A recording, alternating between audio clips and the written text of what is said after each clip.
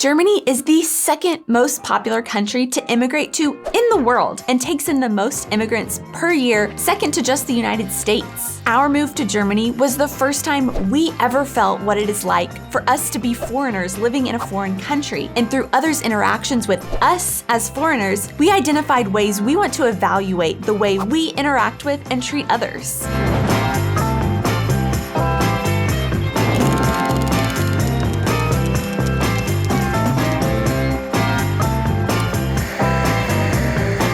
Hey guys, and welcome back to our channel. I am Donnie. And I'm Aubrey. And we are two Americans currently living in Germany and sharing all of our experiences living and traveling throughout Europe. It is a new year, and hopefully that comes with a lot of opportunities to grow and change ourselves for the better. As we reflected on the last year, we thought about how much we learned living in Germany and completing a trip around the sun in this country. If you don't know our story, we had traveled to Germany a couple of times and spent a year traveling around the world at the end of 2018 through 2019. And in August of 2019, we got the opportunity to move to Germany to live here full time when Aubrey found a job as a speech pathologist. Therefore, 2020 was our first full calendar year to live in a foreign country. And we thought we would share with you today some of those things that we learned living as foreigners in Germany in our video, Life as a Foreigner in Germany and What It Has Meant to Me.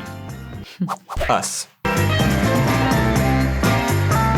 For an even better frame of reference on our story, we both grew up in a southern state called Oklahoma and now live in the southwestern German state of Rhineland-Pfalz. Growing up in Oklahoma, we didn't come across too many people that were from outside of the US, and I had left the US a couple of times on vacation or mission trips, whereas Donnie never left the US until college. So that to say, our experience with foreigners or being a foreigner were fairly limited in our younger years. Our experiences are somewhat unique to where we have lived and in no way are going to be the exact same as everybody else, but we also feel they are applicable to almost everybody. But if you have lived in a foreign country, let us know what you think about these lessons that we have learned and others you learned in your journey.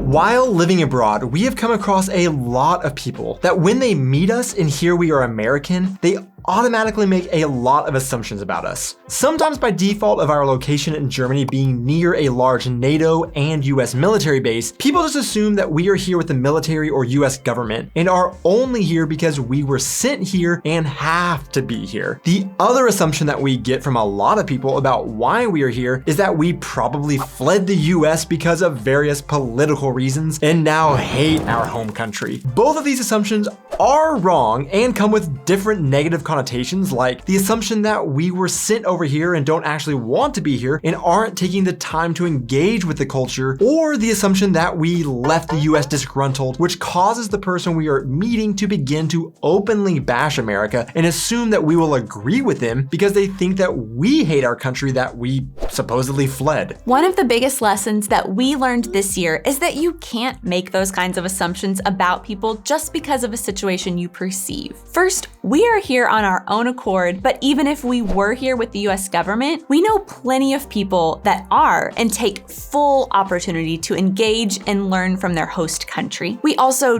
didn't flee the country or move to Europe because of any kind of political motivation in either direction. We simply wanted to experience other cultures and learn about other ways of life. A lot of times, this turns into awkward social situations and we walk away feeling frustrated that people assume so much about who we are before actually engaging with us and expect us to agree with them and their preconceived notions. What this has led to is us to reflect on our own assumptions that we make about people we meet and how we would do the same thing before we knew what that felt like for it to happen to us. Examples would be if we meet another American and hear they are from a particular part of the country, and we go ahead and we assume their personality or beliefs or politics and make judgments about the kind of person they probably are. Or even in the US, when we see immigrants and we make assumptions about where they came from or why they are there without ever engaging with them and letting them tell their story. We really have learned that even if people did leave their country for negative reasons or because they were told they had to depending on their situation, we would rather them tell us their own story and reasons rather than make assumptions and put them in a box. Now Now that we felt to some extent what it is like to have that happen, it opened our eyes to our own problems with doing this and how we can be better at getting to know people before jumping to conclusions about who they might be.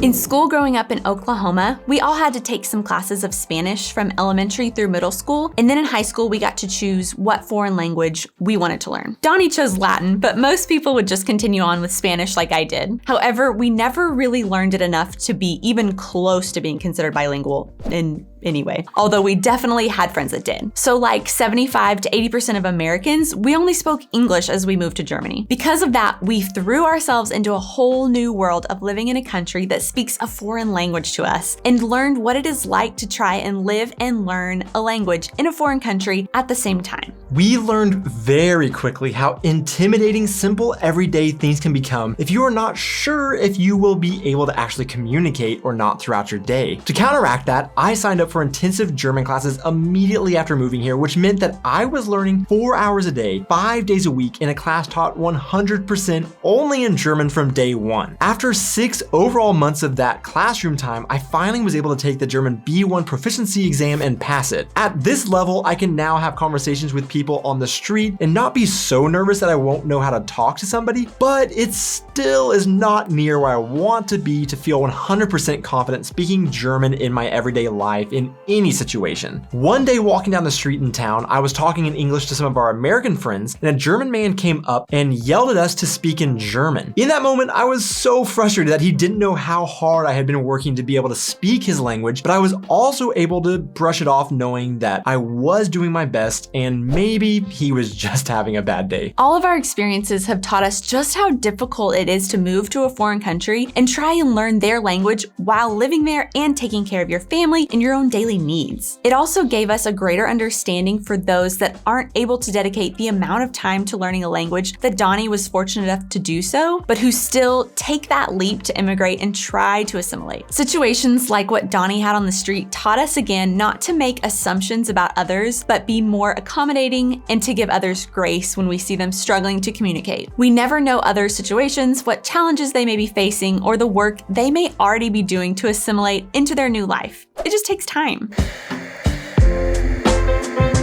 In one of our recent videos, we talked about how we had heard Germans compared to coconuts when trying to get to know them and build a relationship. This metaphor says that they have a hard outer shell, but soft and sweet insides, just like coconuts. And we had one viewer make a comment that we love and talk about often. They said, "I love the coconut metaphor for Germans, hard shell, sweet core," which I actually knew as a walnut. There's the second part of that metaphor though, that equates Americans to peaches with a soft shell but a well-protected core. The wonderful truth about this metaphors is that it takes a similar amount of persistence to get into the actual center core of someone's personality, i.e. to become a very close friend. The only difference is, for most Germans, that effort goes into breaking the hard shell and then you get closer more easily. Whereas for Americans, you get to a certain point very easily, but then have to put effort in to get really close. We have found this metaphor to be very true in our social interactions, as well as reading your comments throughout this last year. We often get comments about Americans being very superficial and fake, and Germans being harsh and rude. A lot of times, this problem seems to arise when one doesn't understand the differences in culture or even language, and they automatically look at the other through their own cultural lens or cultural bias and perceive the other negatively. As an example, Americans love small talk to build a relationship and a connection with another person, which is like them letting you through the soft outer shell of the metaphorical peach. But that same person won't typically get into a deep personal conversation with you too quickly because he may be feeling you out and protecting himself. This is also true with the popular comment we get. Americans always ask how you are, but don't really care about you. Well, that is a language issue and misunderstanding of American culture. How are you is not a translation of wie geht es Ihnen. It is a translation of hallo. Once you get through that outer soft shell, invest time, and are able to crack that inner core, how are you will become wie geht es dir, but the difference will be obvious in the way it is delivered and the connection the two parties have. And the same goes for Germans. They're going to be efficient and direct when they talk to you because they have this hard outer shell. And it feels like they aren't letting you in because of some personal problem they may have with you, but you just have to put the work in earlier than if they are American to get close. Once they let you crack that shell, you will see just how friendly, hospitable, and warm the German people genuinely are. Of course, this is all generally speaking, and there are definitely exceptions to all of these cases. But overall, the lesson is, don't look at a culture through your culture's lens, no matter how much it seems that you may have in common, like the US and Germany seem to have. There are still subtle differences, and it is important to recognize and appreciate those differences to more accurately communicate with one another, rather than wondering why they don't conform to your social standards.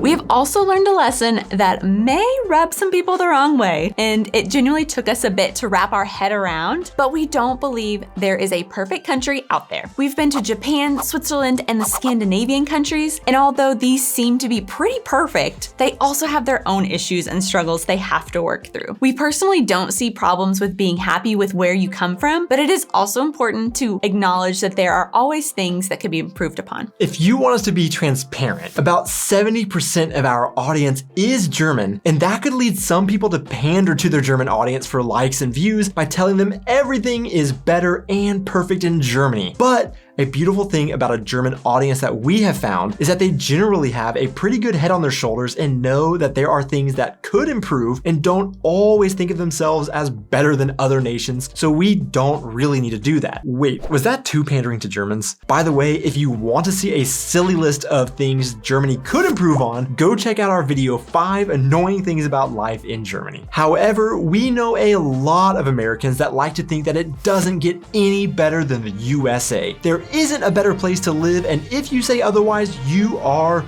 wrong. At the end of the day, whether it's the USA and Germany or Japan and Guatemala, there is not a perfect country, but we all need to work on making our countries closer to that mark and appreciate where we are when we are.